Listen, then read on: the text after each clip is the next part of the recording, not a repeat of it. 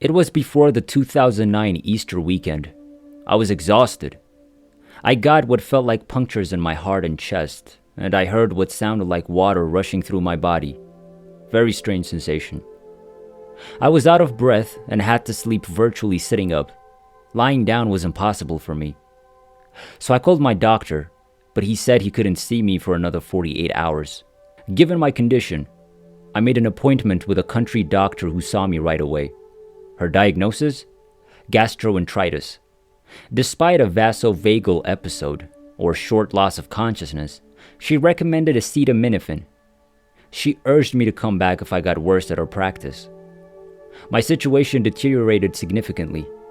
I was sleeping in a sitting position, which made lying down impossible without interfering with my breathing. I heard what sounded like water gurgling in my throat, and the agony in my chest was so intense that I couldn't sleep for at least 2 days.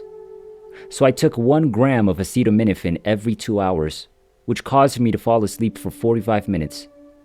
After such a lengthy weekend, a strange feeling overcame me. I sensed death and knew I had to act. I informed my ex-partner it was time to get ready. It was time for me to go to the hospital. I chose to return to my country's doctor. Her expression froze when I arrived. She saw the gravity of my situation and requested if I could go to the emergency room of the nearest hospital in Gray right away. When I arrived at the hospital, they promptly took care of me. I had severe respiratory distress and just 5% of my pulmonary capacity. Following x-rays of my lungs, I was put on oxygen. I had another bad night due to the pain. Then I was ultimately transferred to the university's hospital center. My illness had worsened by the time I arrived, so I was admitted to the intensive care unit. Following multiple tests and an ultrasound of the heart, urgent precardium surgery was required. According to the ultrasound test, the doctor present on my assessment informed me of the state of my heart. We were standing in front of a massive black mass with a small white dot when he remarked, "You see the black mass? That's a water pouch encircling your heart. And the small white dot is your heart. Thus, there's a high priority to operate on you." He was also surprised that the country doctor could diagnose stomach flu, although my heartbeats were nearly inaudible.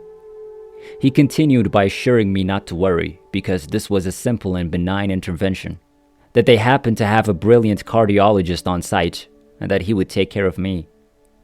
After that, I was brought to the surgical unit at 2 p.m.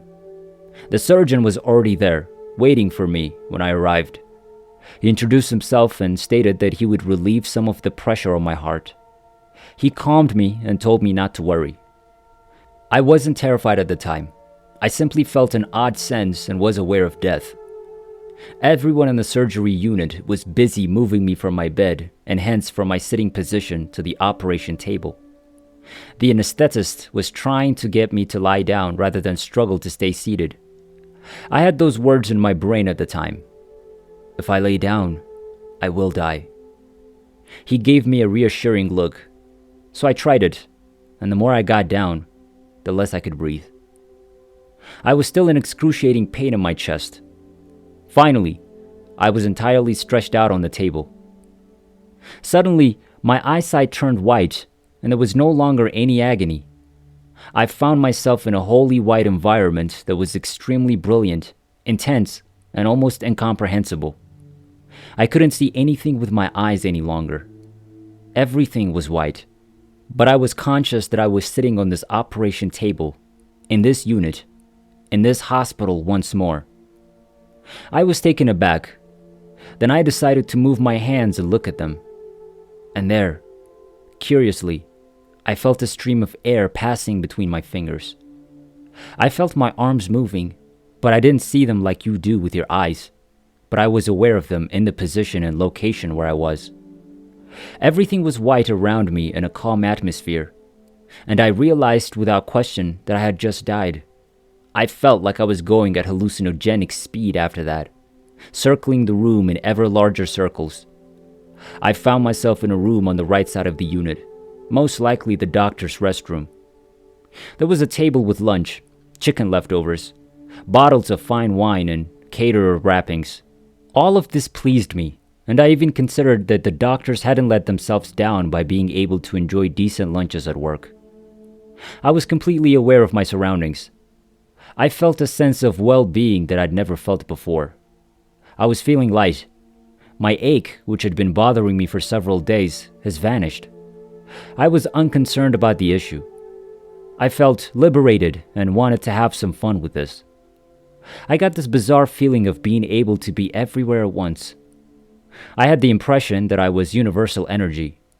Universal energy, in my opinion, is the energy that animates all living things on Earth. Imagine two levels for a better understanding. One on Earth, where we are currently, and another above our heads. Similar to an enormous ocean of energy that fills us, more or less depending on everyone's physical capabilities. For example, I need a significant vision correction. Nevertheless, as soon as I left my body, I was able to see exactly what I desired to see, and the same was true for hearing and all other human senses.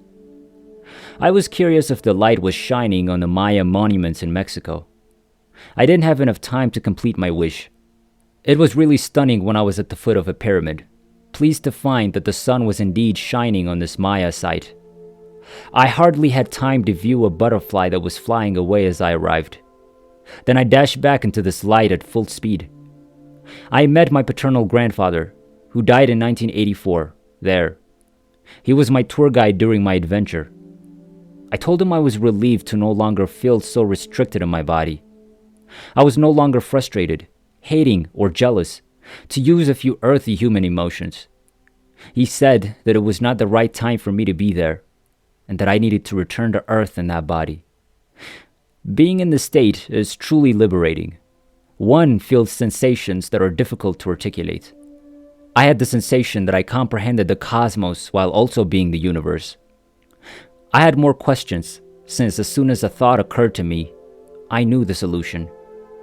You have no need to feel jealous or envious of anyone because you are completely happy. It was there that I realized we're all part of this power, this energy, and that no one is more essential than the other. I became aware that every living thing on Earth is one, implying that there is unity in this energy. Humans, animals, plants, and minerals are all equal because we're all this energy. On the other hand, I have no recollection of coming into contact with animals during my encounter. Concerning plants, I had an unusual encounter. When my grandfather told me that my children still needed me, I decided to pay them a visit at home. I entered the garden via the roots of a tomato plant. I could see its molecules and its health status, which appeared excellent to me. I saw the blossoms and fruits, and if this wasn't the case, I had the sensation that I might change its condition in order to receive lovely fruits. Then I found myself inside the house. My mother, my children, and their mother were seated at the table. They were concerned about my condition. They were looking for a key that I'd hidden in a little piece of kitchen furniture. I was pushed back from the action at that point. I pointed out the exact location of the key to them, but no one could hear me. Then I found myself back in the sunshine with my grandfather, who made me aware of my children's pain. I had to conduct another displacement. I found myself at my doctor's office. My mom was standing in the corridor. She was speaking with the doctor. She was treating him like a jerk, and if I was in the hospital on the verge of death, it was his responsibility. This scenario occurred in front of his secretary's stunned gaze. I was standing behind my mother, telling her again that it wasn't his fault, but she didn't hear me. Back with my grandfather, I found myself sitting at a table with a council and various deceased members of my family, whom I'm still unable to name. This council was led by my grandfather. I was shown my previous existence there. I could see what my life's mission was. This council was formed only for the purpose of returning to Earth, something I did not consider at the time. Then they began to show me my children's lives without me, as well as the life I'd live if I returned to Earth. My children would be happier, have more professional life, and be more in line with me as a craftsman by trade, creative and self-sufficient. Subsequent to this, they ultimately persuaded me that a necessary return for the following experience and the well-being of my children was required. Then I remembered being on this operating table, overcome by an incredible ache in my chest. I had to inhabit my body again, which was far too small compared to the space I was in. I was everything, and I was trapped in my too small body with this excruciating suffering. I awoke after 4 days in a coma. I tried to explain my tale right away, but none of the medical people were interested.